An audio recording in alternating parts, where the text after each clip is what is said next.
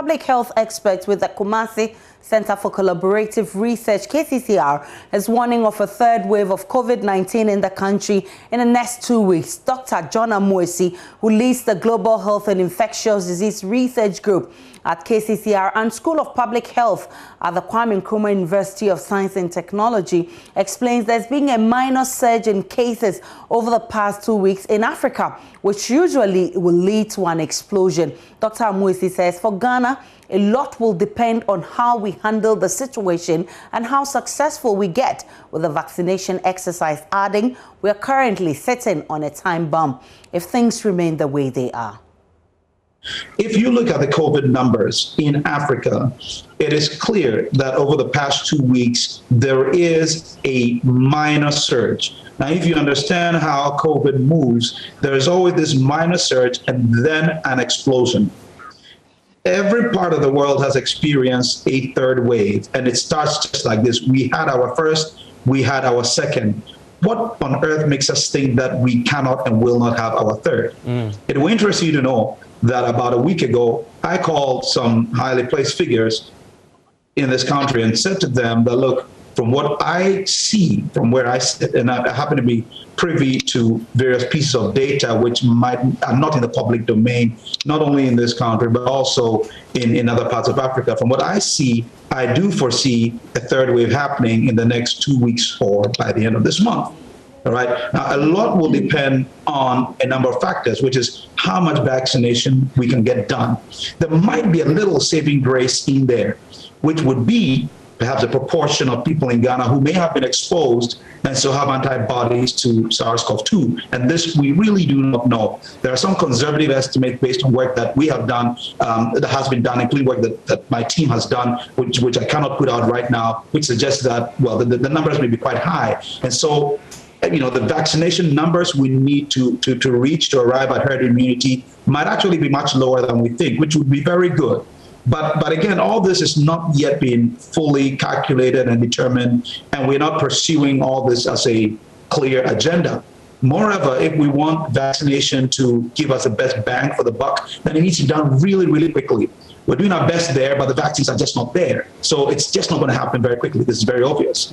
So when you look at all these together and look at what's happening in Africa, what's happened elsewhere, it tells you that we are sitting on a time bomb.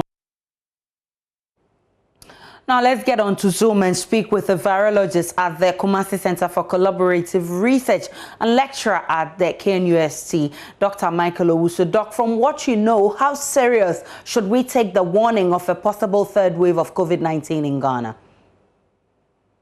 Yeah, good evening to you and good evening to all your viewers. So, in theory, once you have large susceptible populations in your country, and there is a potential that you could experience a third wave because many people are not immune. And therefore, when you have a virus coming to the system, there's a high chance that you could have that experience. But I've looked at the data that we get at our center for the past 2 months to 3 months. We seem to be doing something between the range of 5 to 10%, which seem to be stable as we speak now.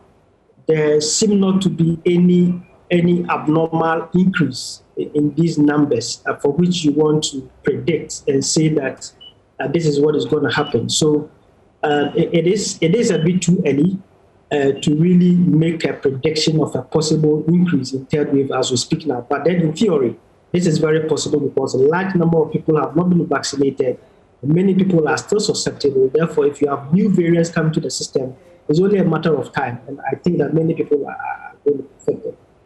So this is how he describes this, and he says that a lot will depend on how we as a country handle the situation, plus how successful we get with the vaccination exercise. Now, with concerns raised about the blatant disregard for the COVID-19 protocols, do you agree we are sitting on a time bomb? Of course. I mean, if some couple of months now, you heard the airport reported that they have recorded some increase in cases, and for which government tried to step up some measures at the airport so that people don't import these infections into the system. And we're also very much aware that places like India have wild variants that are new to the population, which is causing huge third wave infections in their country.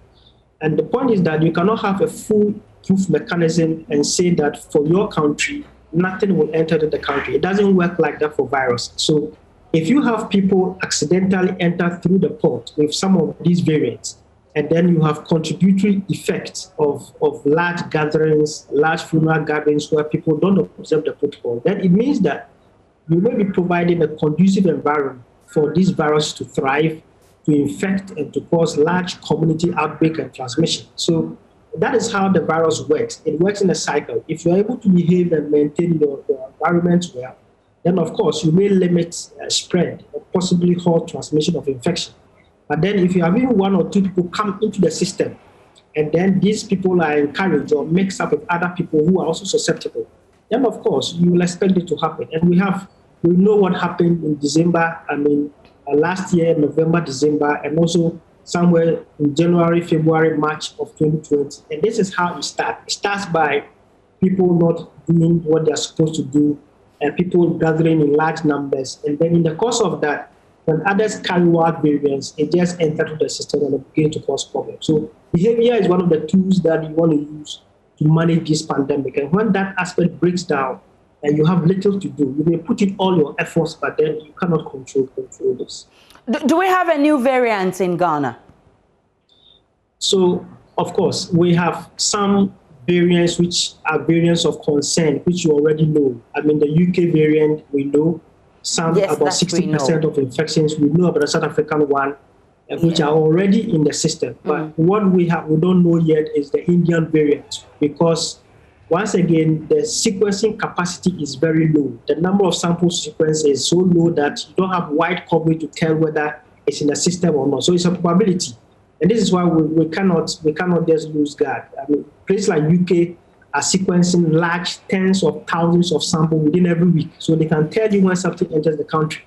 But because we have such a low capacity, we don't know. So sometimes you'll be overwhelmed and be caught unaware. And by the time you get there, it has already penetrated to the system and the whole community is already down. Which is why our best bet is to encourage people to do what is right, follow the protocol, adhere to all the norms, and ensure that we don't even allow this to come, because the capacity to detect and to manage these outbreaks is still not at the level where we can be so confident that we want to face this head on. So it's a bit dicey, and I think that we need to really handle this very well. So it's even possible that we may have the Indian variant, but because of our sequencing nature, we may not be able to tell for now. How dangerous is the Indian variant? Well, if you have studied scientific reports from India and also from UK, it has characteristics that look like the UK B117 variant. But then the Indian variant, once again, has high transmissibility, and it seems to cause severe infections and also high level of mortality. So the behavior of that one and the UK variant seem to be a bit at par, but it looks like even that one has more strength and high level of fitness than the UK variant. So, and because most of us are susceptible, most people have the UK variant, others have the South African variant. So most people have antibodies to this. But if your body is new to a strain that you don't know, and it comes into your system, you'll be taken down by the strain until many people are infected and people build immunity. So this is what Indians are currently facing, because you have a new type of virus ravaging through the country for which people are not immune to.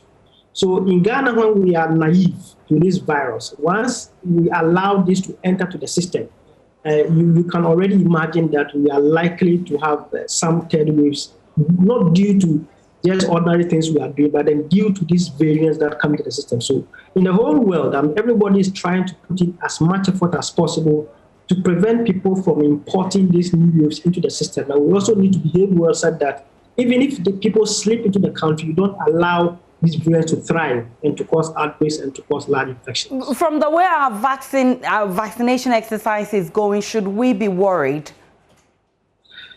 Of course, not only Ghana, but many African countries should be worried. But once again, because we are doing something between 0.5 to 1%. The target is to hit about 20 million Ghanaians. And once you are not at that level, we cannot be fully assured I mean, countries like US have some states which have pronounced that people can go without masks because they have hit the target where they believe they are reached some herd immunity, so you can go out and do your normal work.